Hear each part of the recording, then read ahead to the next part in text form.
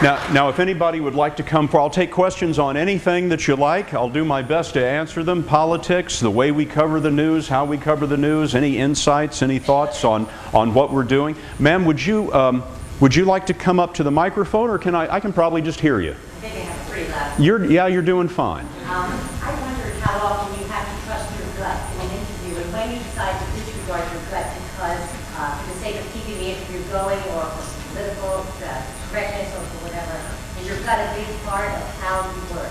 We don't worry so much about political correctness, but you've really hit it right on the head, and I like to tell journalism students about this all the time. You always go into an interview with your questions all written down.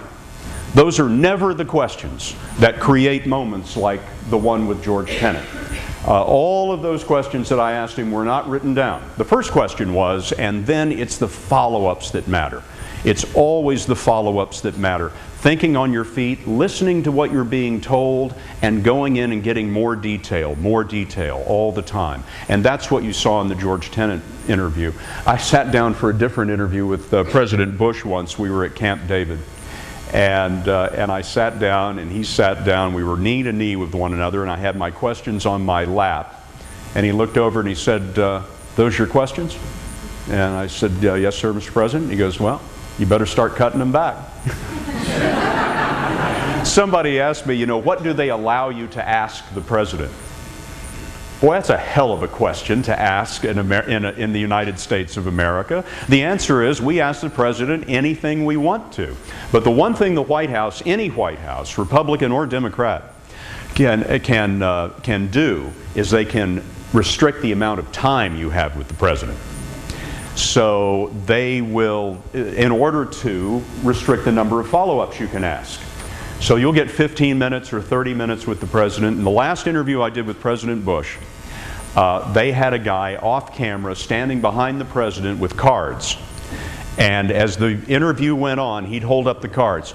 2 minutes, 1 minute, and so that we knew that we were running out of time.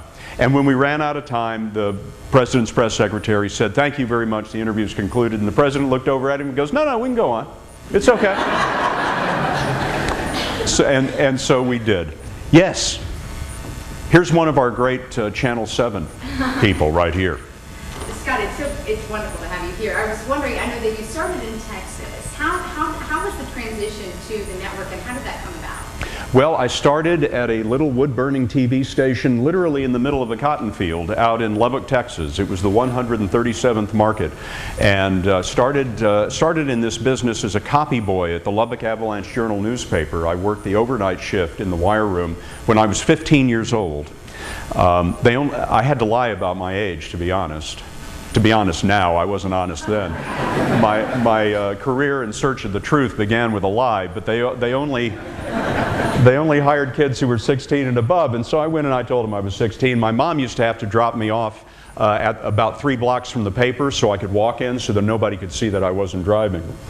And so I worked the 3 to midnight shift, which was perfect for a high school kid. I got out of school at 2:30, went to the job at 3, worked till midnight, and worked in the wire room, and then started working in television. And in that little bitty TV station, you had to drive through the cotton to get to the station, literally.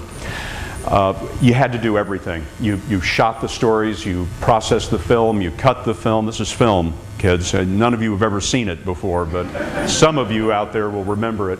And then you wrote the 10 o'clock news, and you did radio on the weekends. And those experiences are experiences that I use each and every day at the CBS Evening News and at 60 Minutes as well. It's a great experience. And then a very unlikely thing happened.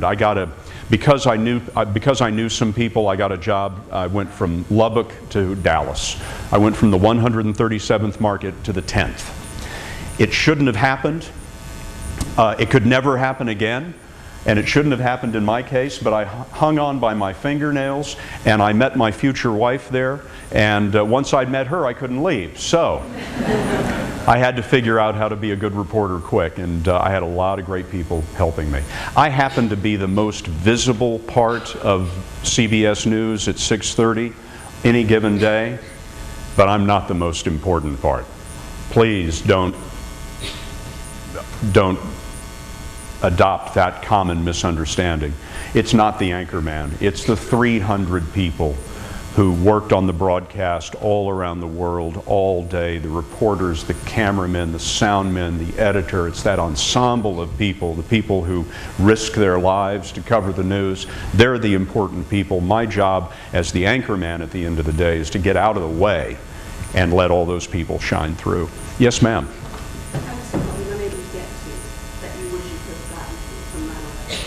Stories of 9/11 that we couldn't get to, that we really wanted to get to. Boy, what a great question. There was so much coverage in those days, and we spoke to so many families in those days about their experiences and about their losses and the losses in the FDNY and the NYPD on that day. I really can't think of anything that we didn't get to tell you the truth.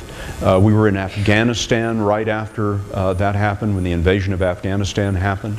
Invasion of Afghanistan, we're about to hit the 10th anniversary. That's coming up in about 2 weeks, is the 10th anniversary of the U.S. involvement in Afghanistan. And so we've been in Afghanistan quite a bit over those 10 years as well. It was a horrible tragedy that no one would ever want to see. But if that horrible tragedy was going to occur to my country, I was so honored to have the opportunity to be there and to write about those people, the firemen, the policemen, the people who saved others, and to write about those brave American men and women who went right into Afghanistan a month later. It was just such an honor to have an opportunity to tell those stories, and I think we got to the vast majority of them.